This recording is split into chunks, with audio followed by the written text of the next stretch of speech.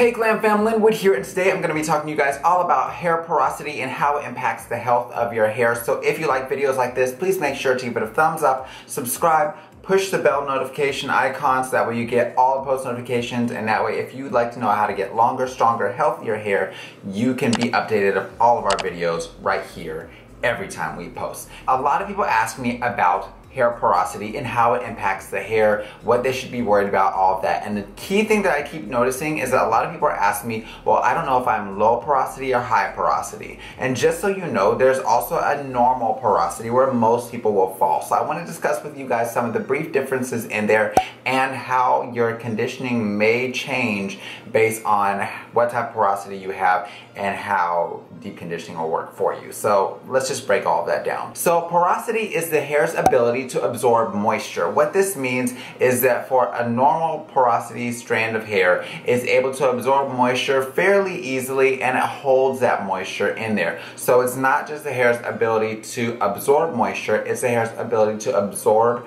and retain moisture. In the instances of low porosity, it's more difficult for the hair to take in new moisture, but it's also more difficult for that moisture that you have in the hair to be lost. Same thing goes for protein. It's a lot more difficult for low porosity hair to lose protein, so you'll find that you need it significantly less in that instance, because typically speaking, the healthiest head of hair is pretty much going to be low porosity hair. Now on the opposite end of the spectrum, we have high porosity hair, and high porosity is going to be a whole different ball game. It's really porous, it tends to absorb moisture really easily, but then it also loses moisture really easily, so you've got to do a lot to encourage moisture balance and seal moisture balance in, and that's a whole different beast. And the way that you should select your products, all of that is going to be totally different as opposed to low porosity hair. Now normal porosity, you've got a ton of leeway, and it really just depends on personal preference, and we'll kind of discuss what some of those issues are as well. Now just so you know, you'll find that with low porosity, the hair is much more prone to single strand knots, the little knots that are on the individual strands there. So you'll find a lot of people, especially with type 4 hair, prefer to keep that hair stretched by either doing a banding method, a threading method, or by keeping it in braids until it's dried, a twist until it's dried, something like that, so that it's not able to knot up quite as much. In either instance, especially with high porosity hair, I would highly recommend that you either braid or twist the hair up prior to shampooing and conditioning, just so those ends aren't able to rub against each other. You're not able to get a ton of single strand knots and all that. Now with normal porosity hair, it can get both single strand knots and matting, but it's significantly less prone to both of those than both of the extremes in that instance. So I hope that that information helps out as well. So if you're working with, say, low porosity hair to normal porosity hair, you can actually get by with utilizing sulfate-based products with little to no issue. The reason why is because with low porosity, the cuticles of the hair tend to be tightly closed. In that instance, it's more difficult to get those babies opened up and out, to even get moisture molecules in, protein in, or to let those things escape. So in that instance, by using something that's sulfate based, it's going to be a little bit more aggressive to open up those cuticles a bit wider so you can get the things that you need into that hair. Also keep in mind, a lot of times if you're doing chemical treatment, stuff like that, typically with lower porosity hair, you're going to need something that's a little bit more aggressive in order to get the job done, just because it's so resistant. Usually this is classified as resistant hair that just doesn't easily take chemical services in general. Now for normal porosity, generally speaking, you can use sulfate-based products or sulfate-free products, but to be quite honest with you, I would really recommend sulfate-free products, even in that instance, on I'd say about 90% of the occasions that you're using shampoos in the hair. And I'll explain that a bit more here in just a moment. For high porosity, you want to focus on utilizing something that's sulfate-free. The reason why is because those cuticles are naturally going to be open a bit more anyway, so you don't want to do something to blast them further open. Using a more gentle cleanser is going to help keep those cuticles down, so you're not having so many issues with the hair. Now that being said, I want you guys to keep in mind, if the hair is higher porosity, those cuticles are out more, so you're gonna have a lot more tangling, a lot more matting, a lot more knotting, and that means a lot more breakage and split ends as well. So the more moisturized, the more delicately you're able to treat that hair, the more that hair can benefit. So if you're high porosity, you'll find that you benefit quite a bit from protective styling, just because it prevents that hair from getting matted and knotted up and tangling, allows you to keep a bit more of that length, and allows you to keep a bit more of that moisture in the hair just due to environmental factors like wind, air, sun, things like that that are able to easily rob the moisture from the hair. You'll find that if you have high porosity hair, through majority of the months you'll benefit from a humectant. Something like glycerin can be really helpful in some of your products if you're looking to leave the hair curly. If you're looking to straighten, glycerin is not the ingredient for you, but we'll talk about glycerin in a whole separate video at a later time. One thing that this will lead to is people wondering, okay, well, am I low porosity, high porosity, what's the deal? So if you are low porosity, what you'll notice is when you go to wet your hair, it seems like the water doesn't quite absorb easily. It's almost like it rolls off of the hair. Now, I see this quite commonly in a lot of Latin cultures, as well as in some of my more African American clients, things like that. I notice that they tend to have more issues with lower porosity than I see with some other cultures. Not to say it doesn't go on quite a bit in other cultures. I have seen it in Asian cultures as well as in Caucasian culture quite a bit. It's just not quite as prevalent, and I think a lot of it comes down to the daily treatment, the type of products, all of that. That being said, in that instance, you do need something a little bit more aggressive, like I said earlier, but because most of the time people who have certain fabrics of hair are typically going to be more able to use aggressive products without having negative drawbacks, a lot of times they don't tend to stay low porosity for long. So that's something to keep in mind. Typically a sulfate-free cleanser is almost always going to be more gentle on the hair, but if you're needing to get more moisture in there, a sulfate-based cleanser is totally fine in that instance.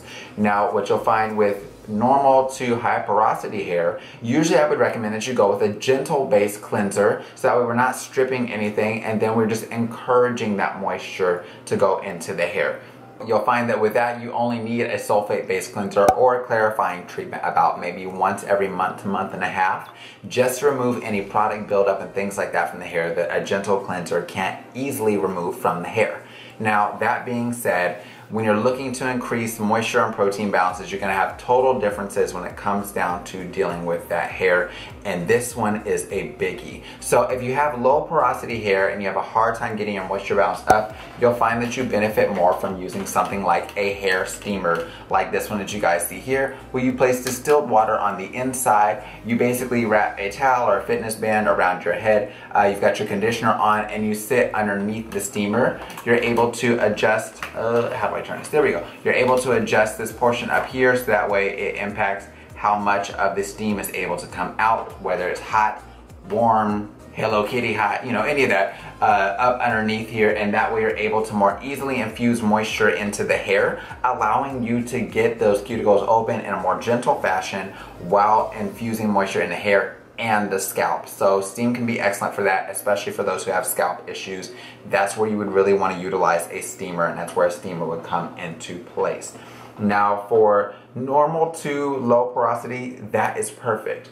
For normal porosity, you can use a steamer or you can use a dryer. Now, this one is just a standard hooded dryer. This one's by Ion. I'll put links to this type of stuff down in the description box below as well. But you can use a standard hooded dryer as well, just to be able to give a bit of heat. The hair responds to the heat and it's going to open up those cuticles, allowing you to get those conditioning emollients into the hair. Now, the key thing with either of these is to allow the hair to cool down prior to rinsing it with a cooler temperature of water. That way everything is working on that final seal of getting that moisture locked in and keeping it there. Now, what you'll find with high porosity is that you need to go ahead and either utilize a low heat setting on a hooded dryer like this, or you can just use the body's natural heat and let it sit covered for about, I'd say, 30 minutes max. Anytime that you're deep conditioning, more than 30 minutes, you're just, you know, collecting stuff at that point, bacteria, all sorts of things. But that's also a whole separate video.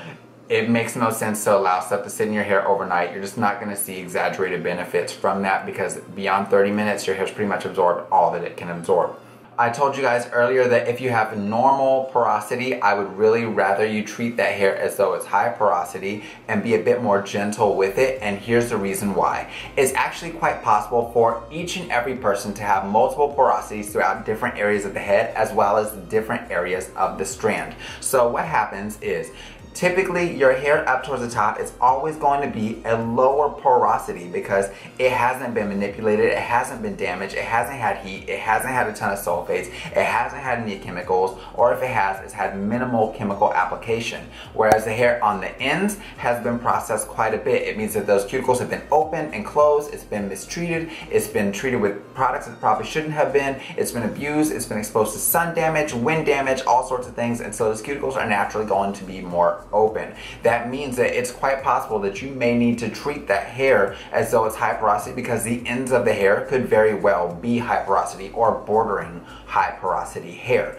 If you have low porosity, it's possible for you to realize that on those ends you could still have normal to high porosity as well, depending on whether or not you've got relaxers in there, bleaching, high processed chemicals, things like that will all impact the porosity of the hair. And if your hair is high porosity, you'll find that you're going to need to deep condition significantly more frequently. You're going to need a gentle cleanse significantly more frequently, and both of those are going to need to be with quality products that help to encourage moisture balance. I hope that that hasn't been too confusing or too much information for you. Let me know if you learned something down in the comment box below. And until next time, you guys, take care, God bless, stay glam, don't forget to subscribe, thumbs up this video, and if you want to see more content like this and know every single time I post, make sure that you ring the bell. If you'd like to binge watch some, be sure to check out these videos right over here.